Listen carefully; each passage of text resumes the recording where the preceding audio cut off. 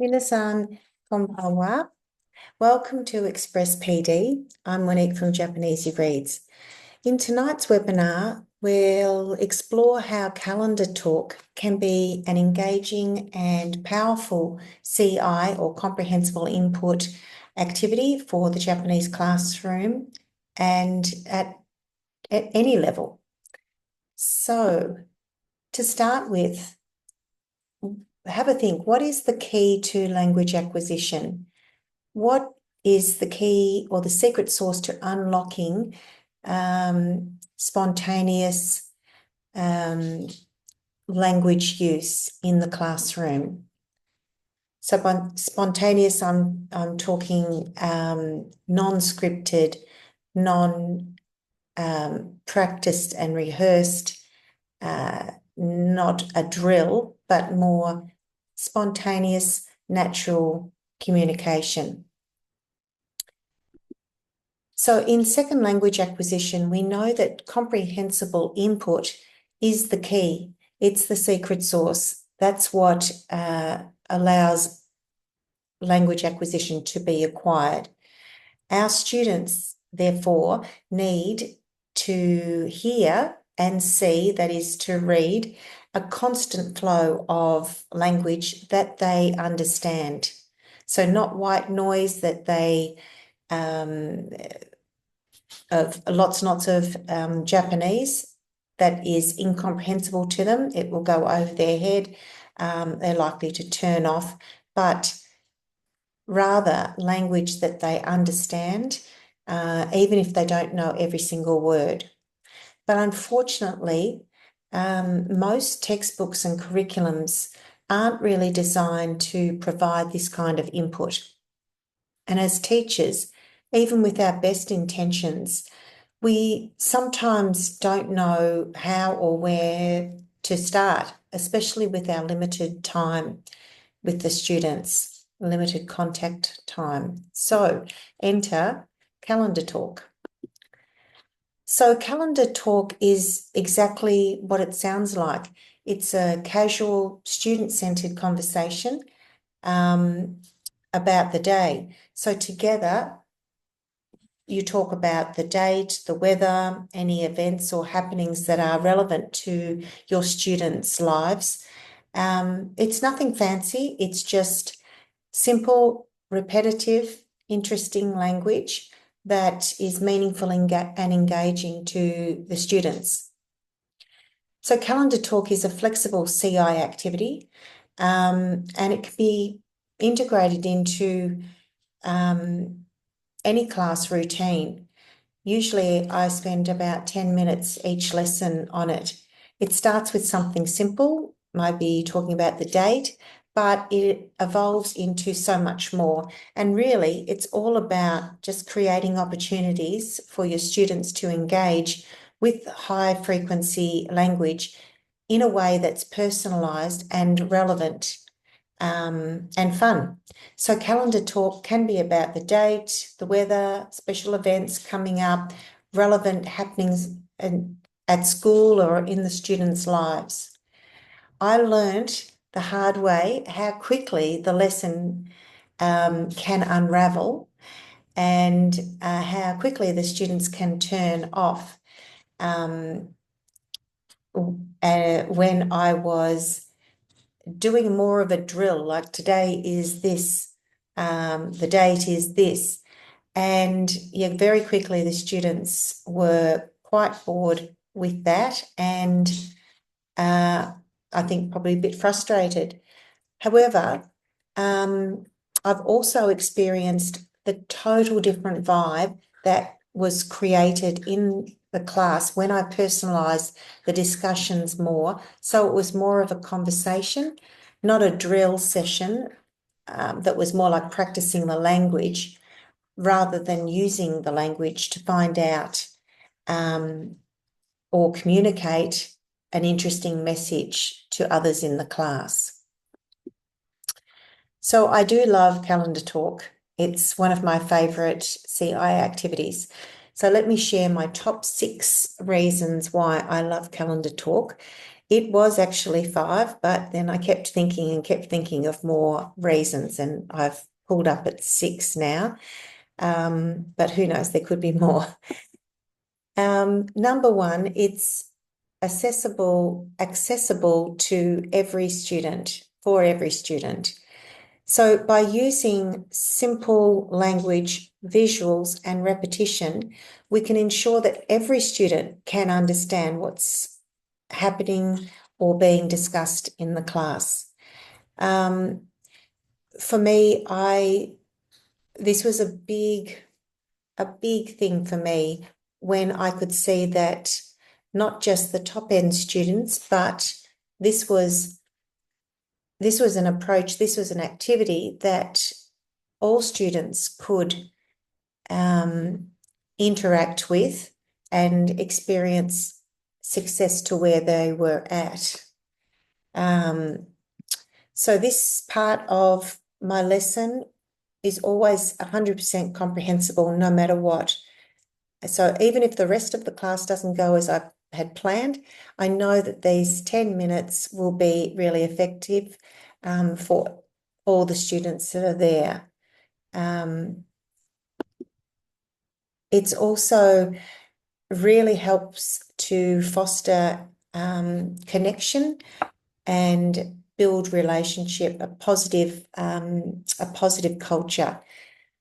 So I learn about my students and they learn about each other. So each calendar talk, I always ask, 何か特別なことがありますか? Is there anything important or special happening? And over time, what I noticed was my students were sharing bit by bit, more and more. At first, there might have been some silence, and that's okay. It's still an opportunity to model sharing by talking about my own weekend or my own life a bit. And little by little, with that modeling, the students open up. And even if they do share a response or something in English, it's an opportunity for me then to repeat it in Japanese. And those repeated words and phrases naturally become part of their acquisition. I also love calendar talk because it's very low pressure. It's a low pressure conversation. So calendar talk is organic and ungraded, and there's no pressure to perform. So therefore, the effective filter is low, stays low, and the atmosphere can remain relaxed and enjoyable for everyone. So the term affective filter was coined by linguist Stephen Krashen as part of his input hypotheses in second language acquisition theory. So it's a metaphoric barrier that influences how much language a learner can absorb. So when the learners feel anxious, unmotivated, or stressed, the affective filter is really high, and that blocks language acquisition. However, when they feel relaxed, confident, and engaged, the filter is low, and this allows more input to be processed and acquired. Number 4 is calendar talk is an authentic and a really easy way to discuss cultural aspects in a comprehensible way. And this has really changed for me over the years. I had always dismissed cultural lessons as ones to be delivered in English because I didn't think that we had the language to discuss it and do it justice.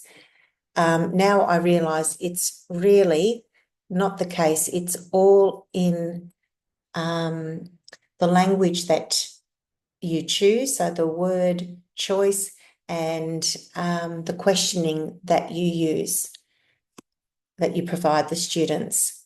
and I'll be doing a demo, so I hope that you can see that in action.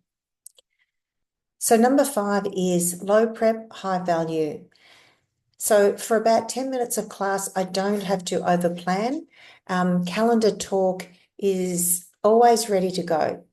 It's built into my routine. So when I teach multiple classes and multiple levels, those 10 minutes of Calendar Talk still remain. And that consistency is a lifesaver for a busy teacher. So I just scale up the language support for beginners and stretch the language for more advanced classes. And I'll give you some examples of this during the demo. So the repeated natural nature of Calendar Talk allows vocab and grammar structures to be revisited and revisited and revisited naturally. They're always a little bit different because you're talking about different things. The weather's different, the date's different, the things happening in the students' lives or at the school are all different. And so these structures are revisited and sort of drip fed, I suppose. This organic recycling of the language helps to deepen the students' understanding without the need for rote memorization. So we'll go through a bit of a demo. And so this is a beginner-friendly example here. So for beginner students, I display the numbers here in Romaji to help them connect the language visually. So as students progress, I gradually remove the supports and encourage them to rely on their growing proficiency. But this scaffolding ensures that all learners feel confident while building a solid foundation. So all students are able to engage in the discussion that we're having really confidently. So we might begin by establishing the date. So, 今日は何日ですか? And then you can say, 8日ですか? 4日ですか? それとも6日ですか? 5日ですか? And so you are providing the support there for the students to respond, and then continue and recycle that information again, so they're getting more hits of the language that you are wanting. So in this case, it might be the date. So you're really providing in a range of different ways exposure to those key vocab. So, はい、そうですね。今日はいつかですね。6日じゃないです。明日は6日です。でも、今日は5日です。And all the while you're pointing and providing that extra scaffolded support for the students. And it's repeated limited language, so I'm not expecting the students to memorize a list of the dates, but each day, little by little, we collectively will have discussed, and I'll be giving the input that they need to click with the different dates and what they are in English. And you might like to do a quick, if it's brand new vocab, you might like to do a quick comprehension check. So, 今日は5日です. What did I just say? And then back into Japanese. はい、そうですね。5日です。6日じゃないです。So we'll look at calendar, culture and calendar talk shortly, but you can also discuss Valentine's Day and compare it to White Day, which is 3月14日。For example, Valentine Day はいつですか ?2 月にありますか ?2 月14日は何日ですか土曜日木曜日 So all the while you're having a discussion about Valentine's Day, you might like to mention that it's 特別な日ですね。何がプレゼントが何ですか何かもらいますか何が、ボーイフレンドがいますか So there's lots of ways that you can use these calendar topics to talk about and connect in with the students.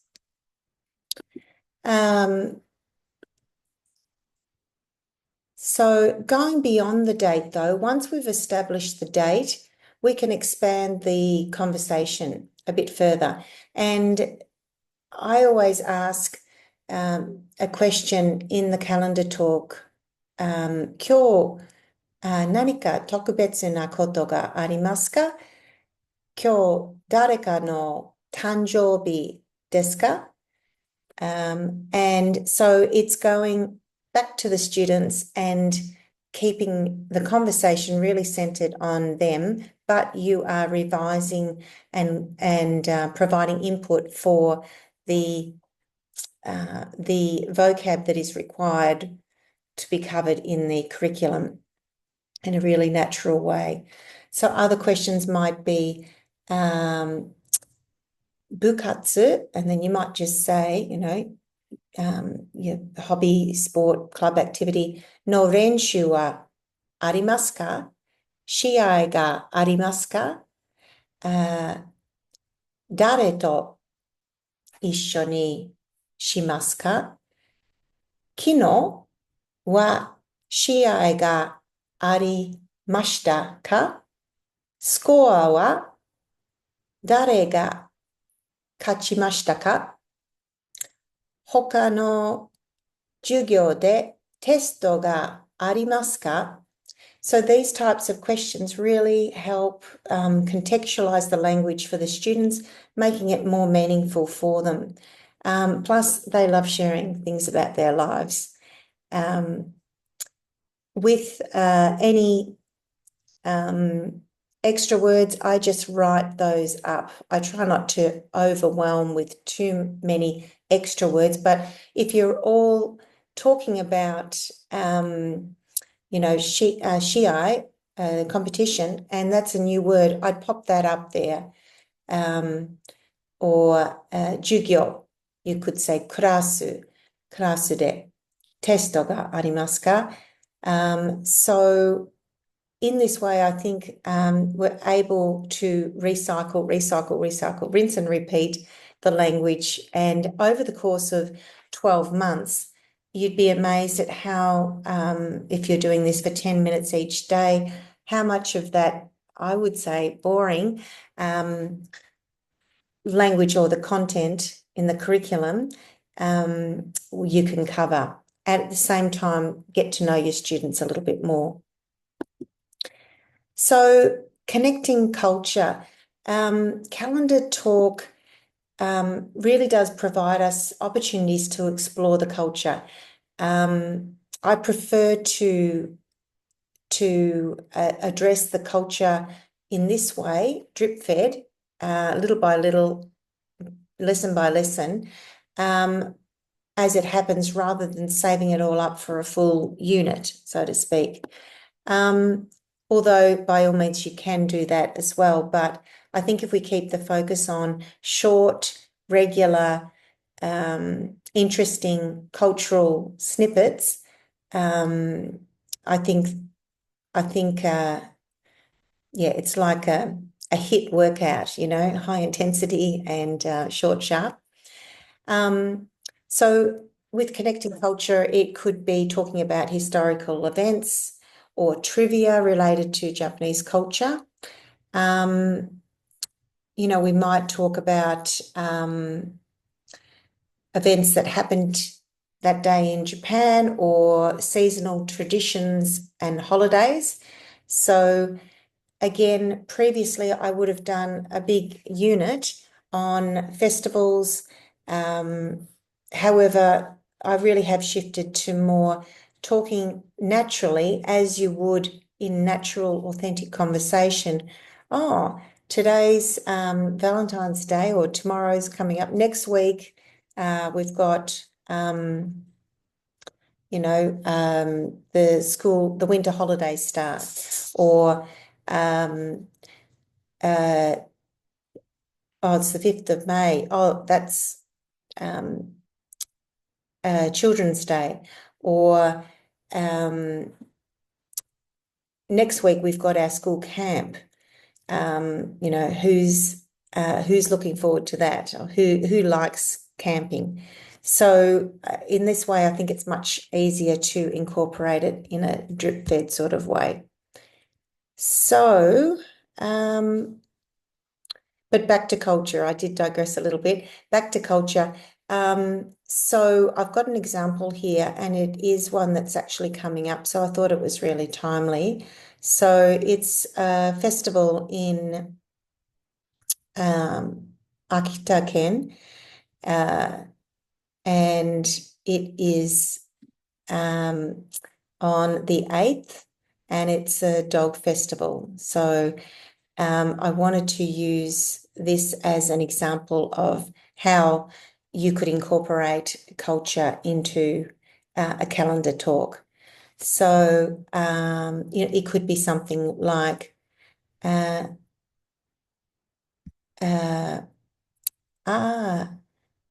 日は特別な日です。どうしてですか？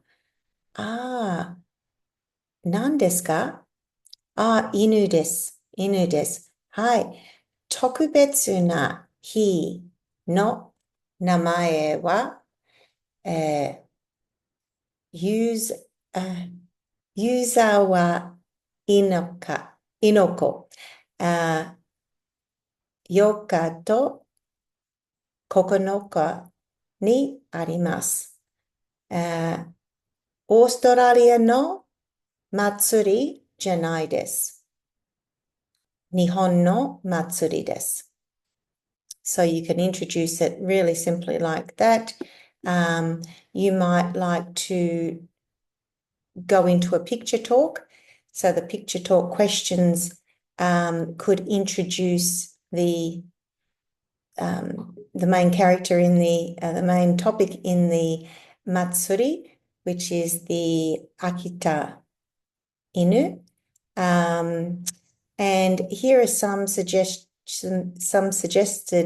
questions that you could use for picture talk as a way to talk a little bit more about the culture. この写真に何がいますか? And so, 犬です。はい、そうですね。犬がいます。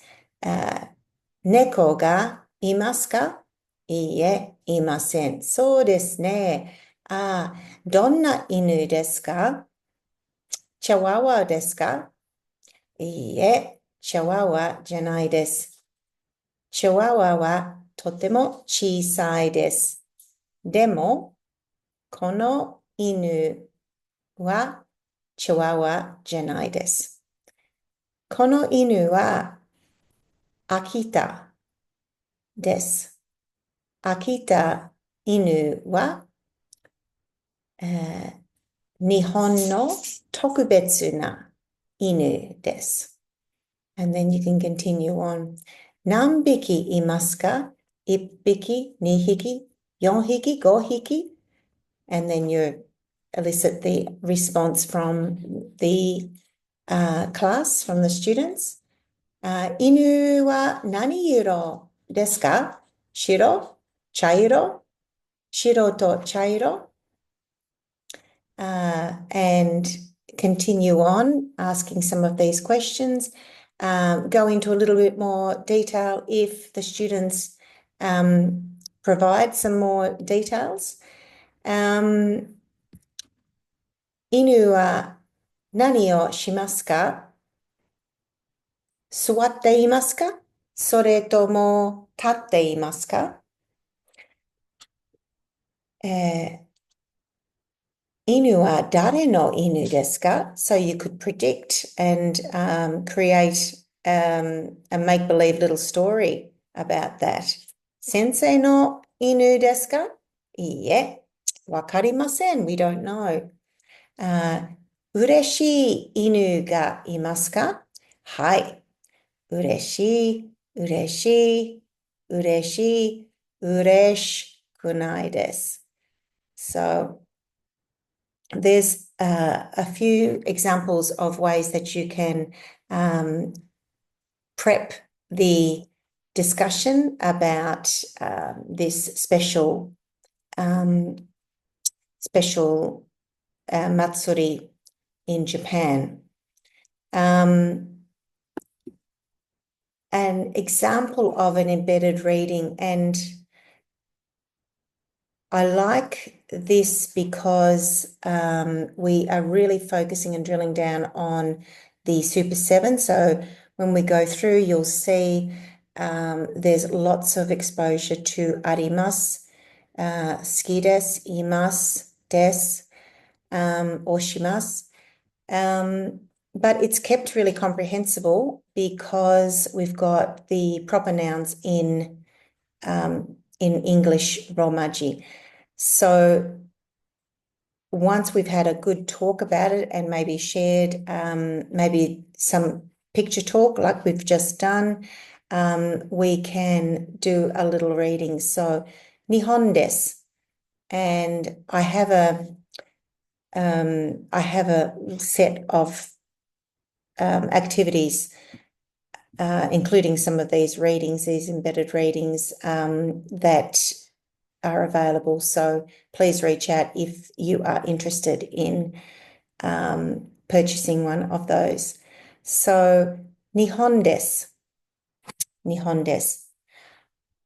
Nihon ni wa Akita ga arimasu. So we're pointing to where Akita is on the map. Akita wa オーストラリアにありません。そして、アメリカにもありません。ありません。秋田は日本にあります。秋田には湯沢があります。So on the map of Akita, you can show 湯沢。湯沢には祭り。That might be a new word for them. 祭り。Festival. 祭りがあります。What does that mean? Oh, there's a festival in Yuzawa. はい。Yuzawa は秋田にあります。And again, pointing onto the map.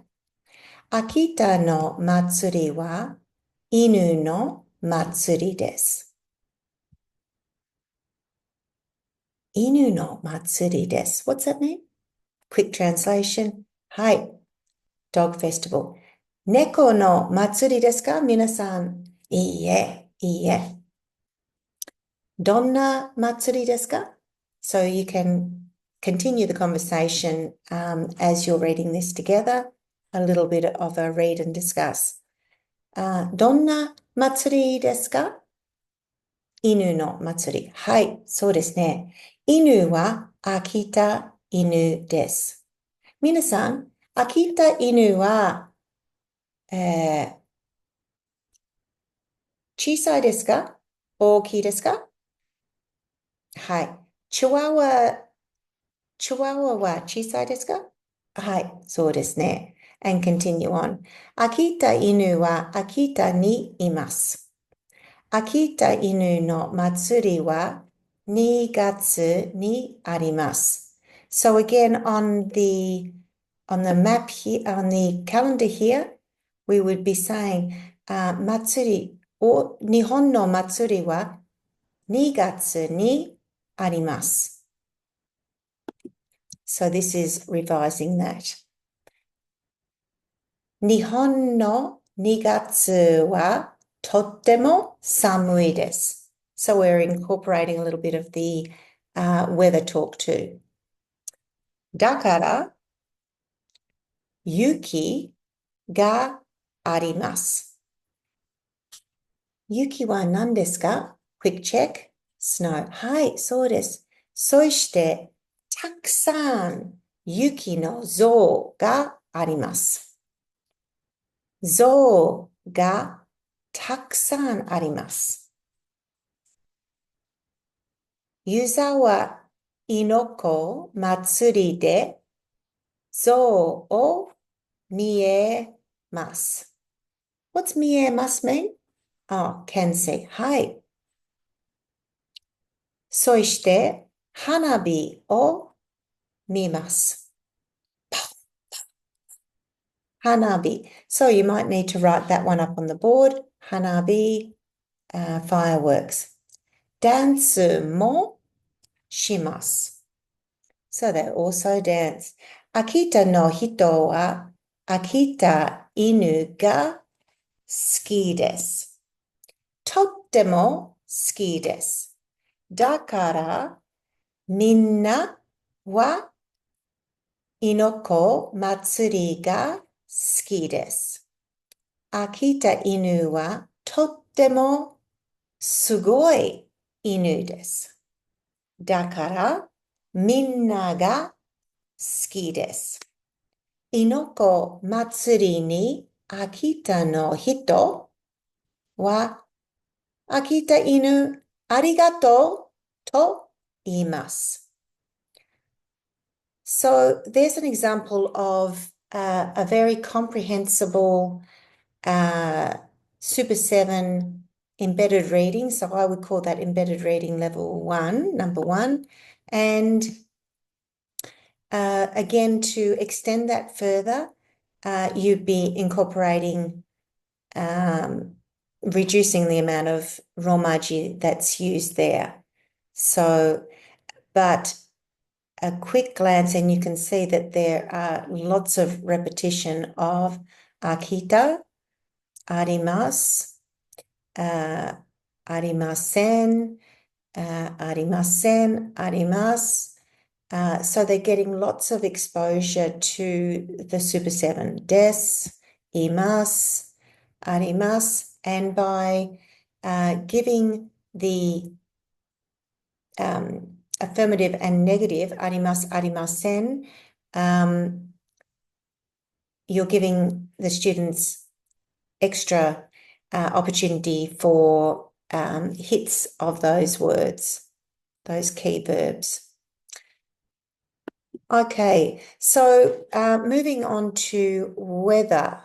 So I'm crediting Angie Gall. She shared that. I think this is fantastic. She's been using comprehensible input in her class.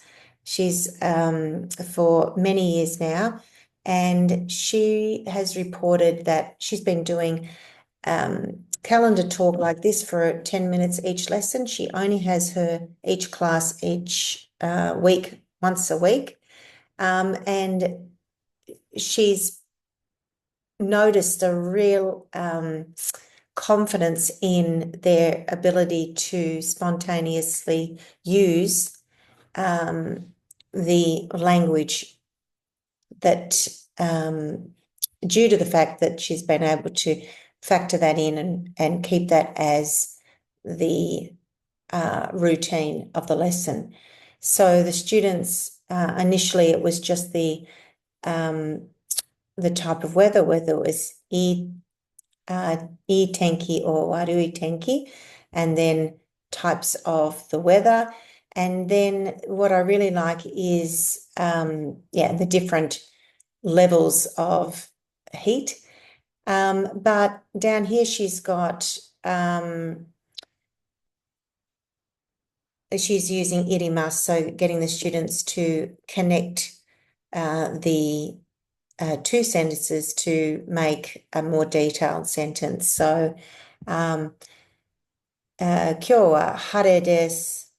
だから帽子がいります。or 帽子とサングラスがいります。今日は雨です。雨です。だから傘がいります。So, it providing a little bit more detail, and the students have got a bit of choice in how they structure their language. So not a one size fits all. So why calendar talk works? So it is really effective because it meets the students where they are. It uses everyday language that's immediately relevant to the students, and it provides consistent repetition with the language that is being used, and it can, if we choose to, it can foster curiosity about the Japanese culture if we start to put those little snippets of culture in a regular way, in a regular routine. So it's a really simple yet powerful way to keep CI or comprehensible input at the heart of the classroom. So I encourage you to give Calendar Talk a try in your classroom. Start small. Try maybe to focus on the date and the weather, and gradually expand as your students grow more comfortable and you're more comfortable using this style of questioning and providing the input. And if you do, you'll be amazed at how much language is acquired through these daily little snippets of conversation. So, thank you for joining me tonight. If you have any questions or would like to dive a bit deeper into this topic or others, we can continue the conversation in the JapanEasyReads community. And if you've got any suggested topics for other Express PD webinars, I'd love to hear them. では、じゃあまた今度皆さん頑張りましょう。ありがとうございます。